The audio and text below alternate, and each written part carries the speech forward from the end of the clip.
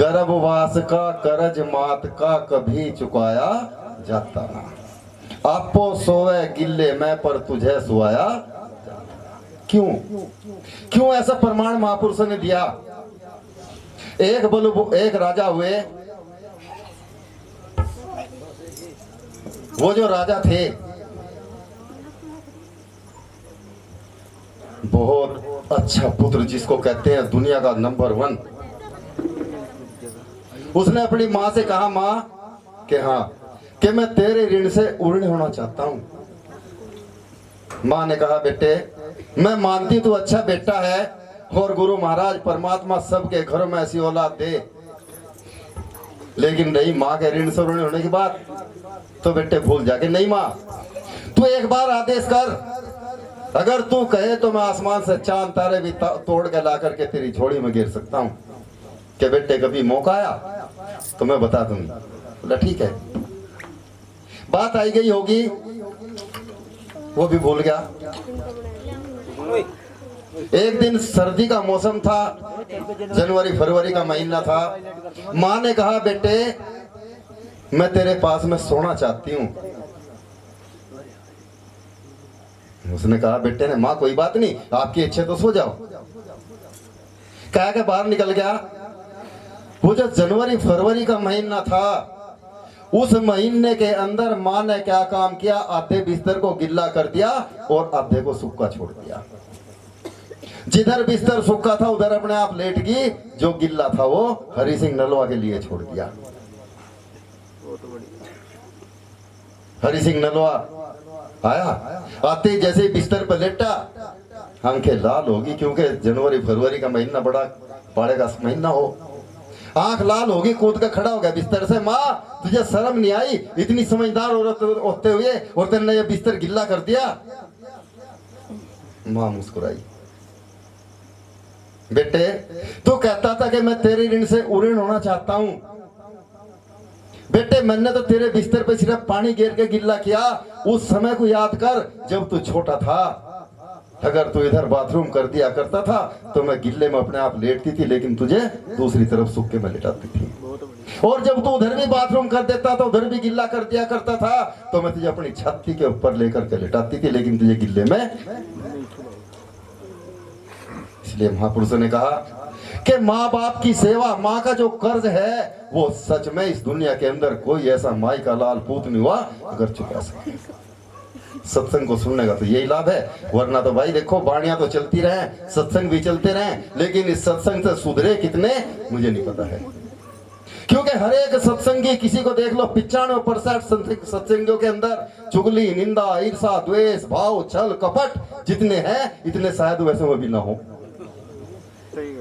कहेंगे सत्संगी, इसका मतलब सत्संग नहीं होता।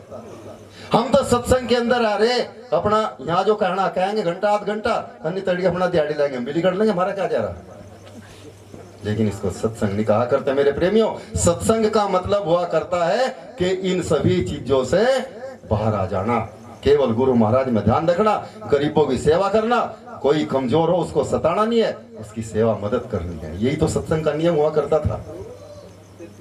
आज सत्संग का नियम बदल गया, क्योंकि हम सत्संग को अपने अपने तरीके से, अपने अपने नजरिए से लेके चलते हैं। हम अपने दिमाग के चलते हैं, अपने दिल से चलते हैं। अभी संचालक साहब कह रहे थे हमारे कि सत्संग में क्या छोड़ कर जाना, क्या लेके जाना।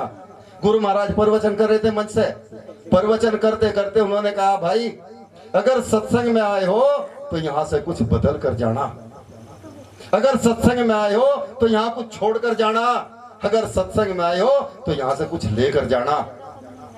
सत्संग तो आप सब भी सुन रहे, लेकिन कोई एक व्यक्ति ऐसा हुआ करता है जो सत्संग को ध्यान से सुना करता है। उस व्यक्ति ने ध्यान से सत्संग सुना, सुनने के बाद सुबह आरती हुई, आरतियों का मत्था टेका, प्रसाद लिया, प्रसाद लेकर जैसे ही चला, बात दिमाग में आई। गुरु जी कह रहे थे कि भाई सत्संग में आए तो यहाँ से कुछ छोड़ कर जाइयो, सत्संग में आए तो यहाँ कुछ लेकर जाइयो, सत्संग में आए तो यहाँ से कुछ बदल कर जाइयो। क्या छोड़ूं, क्या बदलूं, क्या लेके जाऊं, समझ में नहीं आया। जैसे ही गेट पे गया, बहुत सारी चप्पल पड़ी थी, बोला ऐसा करो पुरानी अपनी छोड़ दो, नई वाली।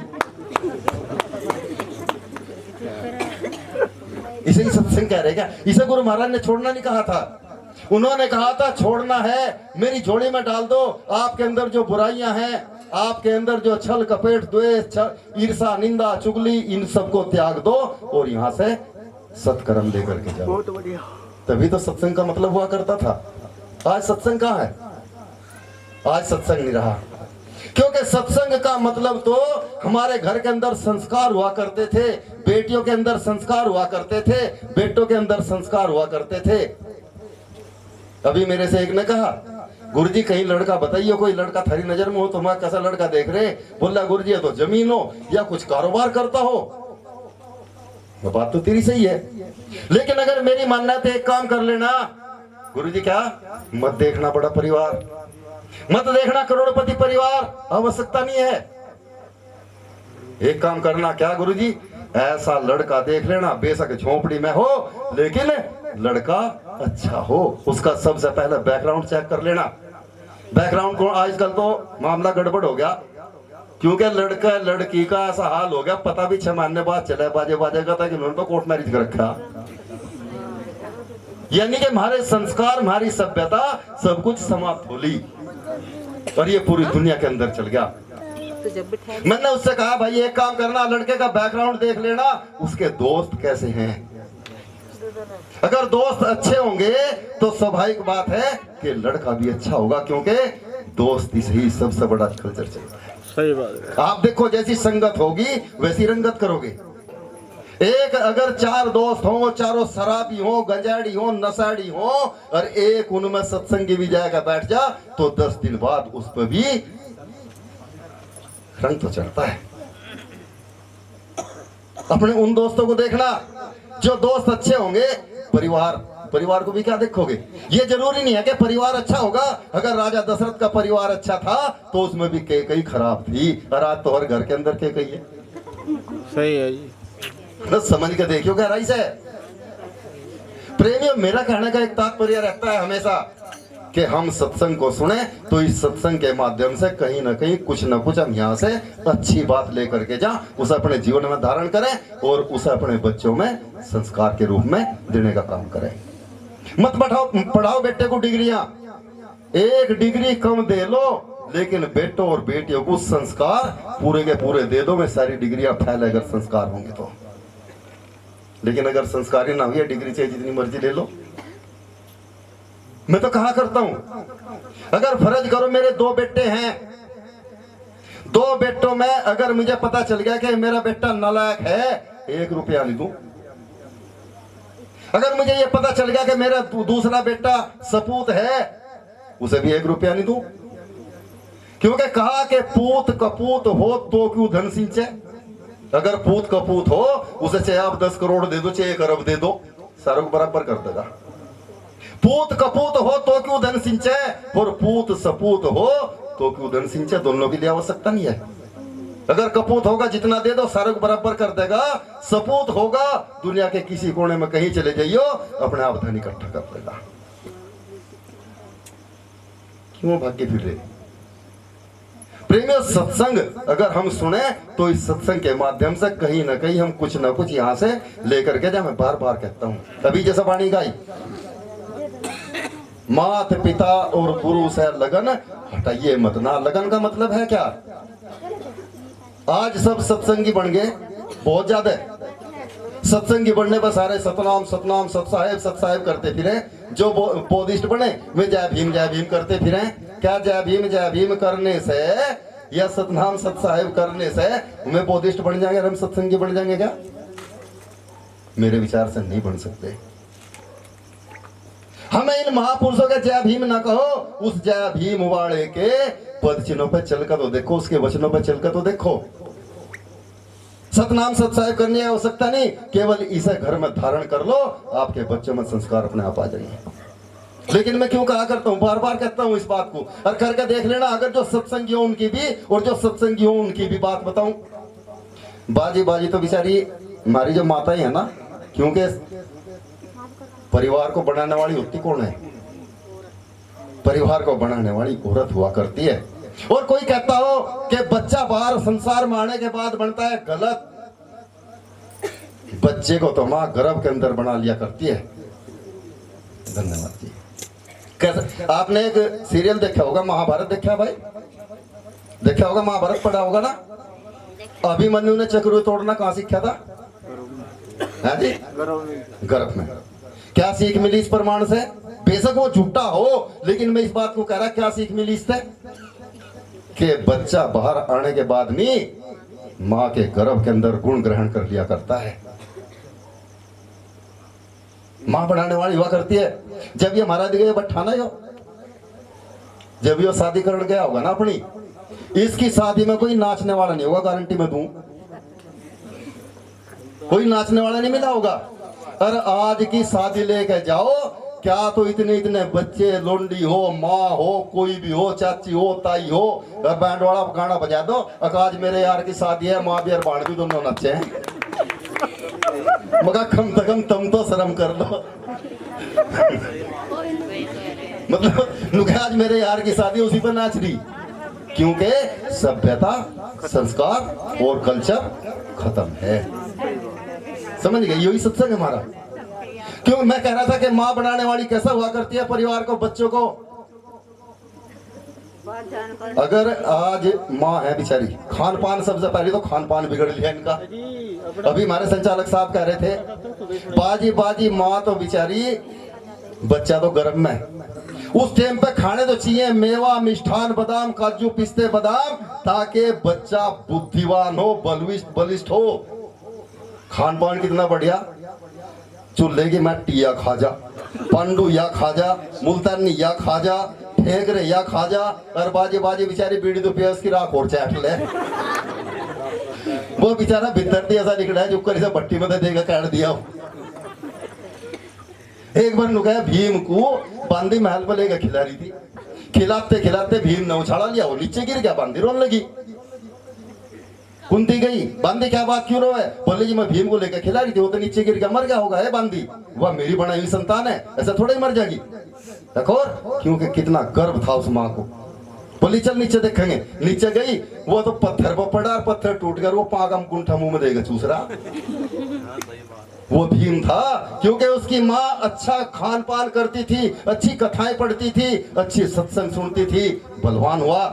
आज वाली माँ जिसे मैंने बताया अभी, एक मेज पर घेर देकर 365 पेंचर कहना हो जाए उसमें, ये बुद्धिमान बलविष्ट बन जाएंगे क्या? नहीं बन सकते। आज के समय में दावा करूं कि आप कोई भी अंबेडकर बन सकेगा, लग रहा है कोई भाई? हमारे समाज के अंदर कोई अंबेडकर बन जाएगा क्या? कोई गोरखदास बन जाएगा क्या? कोई मेघराज दास या ये बन जाएंगे क्या? मुझे उम्मीद नहीं है, क्योंकि वे संस्कार, वो सभ्यता हमारे अंदर रही है। वे संस्कार खत्म हो गए। माँ बाप सत्संगी हैं, घर में 2 बेटे हैं, एक दारू के ठेके पे मिले और एक बाग में भांग तारता मिले। यही सत्संग है क्या? सबसे पहली तो बात, जिस गाड़ी का ड्राइवर सही हो ना, क्योंकि मैं जैसे शिमला, मनाली या मतलब कहीं कहीं पहाड़ों में ऐसे ऐसे रास्ते पे जाऊं निकल के, अगर ड्राइवर सही ना हो, कहीं से 500 फुट नीचे खाई में गिरेगी ना। आप इस घर के, इस गृहस्थी के, अपने घर के ड्राइवर हो। मेरे समाज के लोगों, ये समझ लो, आप धन्यवाद भाई, आप जैसे बनोगे ऐसे आपकी संतान बनेगी। अगर बाप भी बट्ठा पी रहा और वह बेटा भी पी रहा, तो फिर तो गड़बड़ है। जिसका बड़ा भाई हो शराबी, तो छोटा पी ले, कोई खराबी नहीं, फिर तो क्या देना बेटा भी। और नालायक की आपकी कहता हूं कि अगर आप दारू पीते हो तो बेटा निश्चित दारू पिएगा, याद रखना। वो सेवा नहीं करेगा, सेवा करवाओ।